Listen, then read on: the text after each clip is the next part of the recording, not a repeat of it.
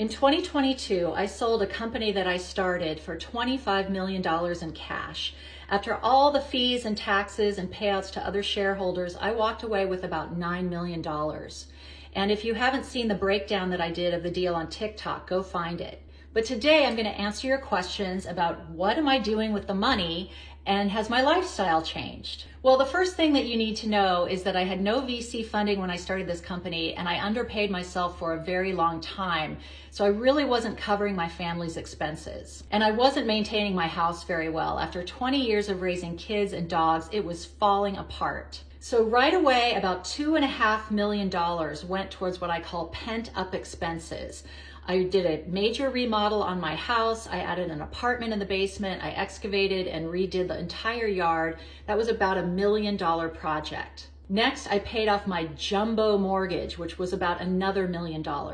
I live in a very expensive city. And I also had a $440,000 line of credit that I had been tapping for years when we wanted to go on a vacation or we had some unexpected expense because I really was not paying myself enough to cover my expenses. Now, most of the rest of the money I invested because I had not been funding my retirement for a decade. So I invested the money, and I also held aside about $200,000 that I put in a little riskier thing, a venture fund that specializes in Series A and B rounds in deep tech companies run by women founders, which I'm very excited to support. So those are the really big things I did. Now let's talk about some of the littler, more fun things that I did. I bought a new electric car. I became a major donor to a nonprofit that I've been supporting for a long time.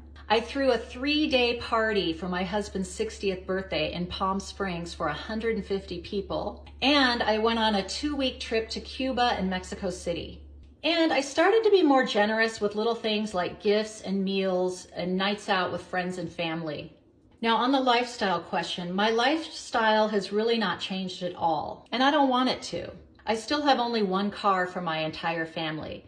I take the bus. In fact, I take the bus now more than I used to because I have more time to get places. I travel a bit more and I stay in places that are a little bit nicer. And while I would love to do some more luxurious or extravagant trips, I just can't seem to pull the trigger.